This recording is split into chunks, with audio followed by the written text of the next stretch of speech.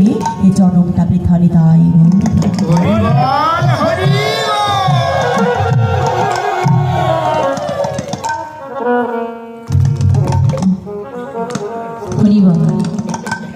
তাই আজকে ভগবান সব লীলা করছেন একমাত্র আমাদের জন্য। কত লীলা করছেন, শাস্ত্রে বলেন ত্রিলোকে পৃথিবী ধন্য যাহা বৃন্দাবন। ওমা, বৃন্দাবনটা যদি ধন্য স্থান হবে, বৃন্দাবনটা যদি উত্তম স্থান হবে, সেই বৃন্দাবন ছেড়ে ভগবান নদিয়ার মাঝে কেন গৌর হয়ে আসলেন বলুন তো? কেন? একমাত্র লীলা করবার জন্য এবং এই জীবজগৎকে শিক্ষা দেবার জন্য।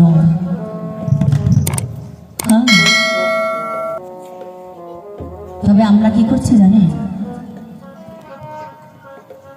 আমরা নিজের দোষে নিজেরাই সবকিছু হারিয়ে ফেলছি, জেনে শুনে আমরা বিষ পান করছি। গোড়া